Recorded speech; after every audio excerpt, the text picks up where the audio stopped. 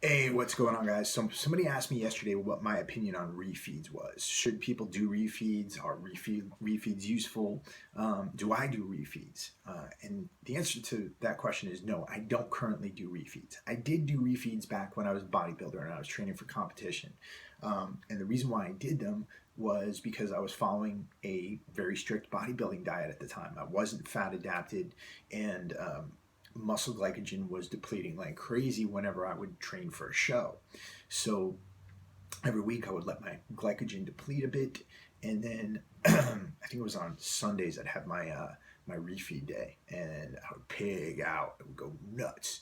I'd go out and get some pancakes. I would come back. I'd have some In-N-Out burger maybe, but that worked, but it didn't work. I ended up coming in softer, especially for that competition, because my discipline was all over the place. I really wasn't eating the way I was supposed to. When you're stuffing junk like that into your body, a lot of times it can screw you up.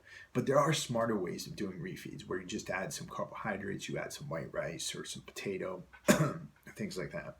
Now that leads me to, do I think refeeds are a good idea in general for everybody? And here's my opinion on that. No, I don't think they're a good idea in general for everyone. For example, right now, I don't do refeeds because I'm fat adapted.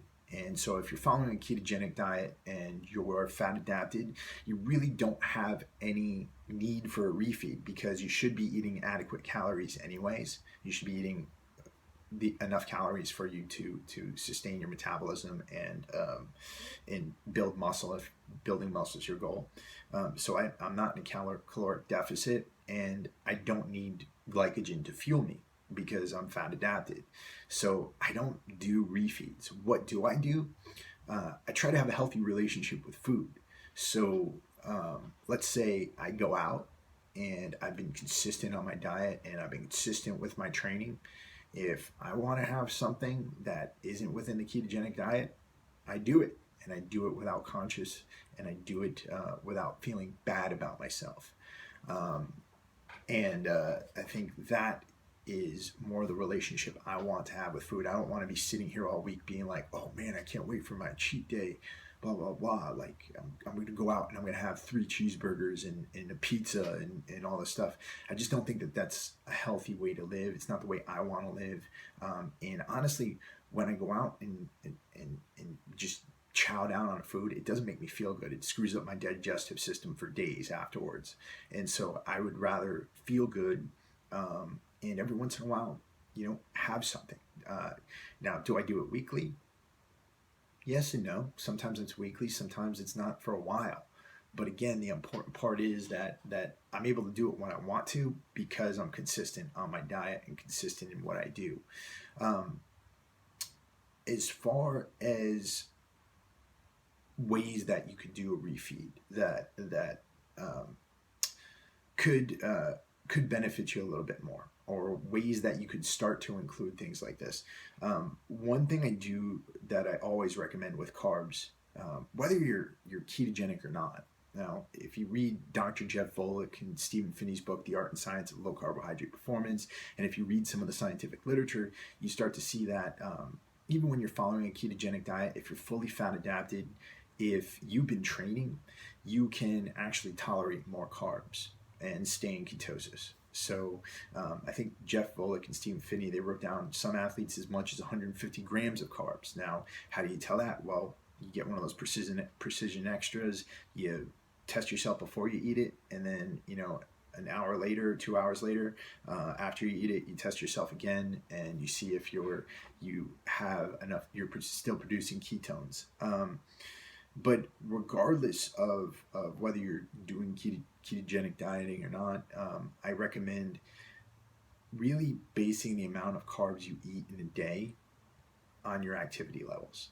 So if you went in and you're doing an arm session that day, and I don't care how much you curl, I don't care how hardcore your arm workouts are, you're not going to be burning as much glycogen training arms as you are going to be training legs or rolling jujitsu or doing something like that. So on your arm training day, you probably want to make that a low carb day. If you've got a day where you're sitting on the couch playing video games, you probably want to make that a low carb day.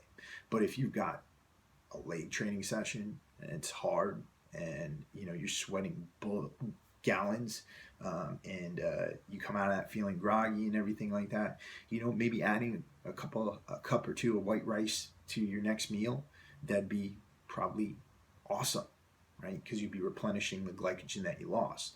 But if your glycogen's full and you haven't done much physical activity, then no, I don't recommend having a refeed day or a high carb day that day.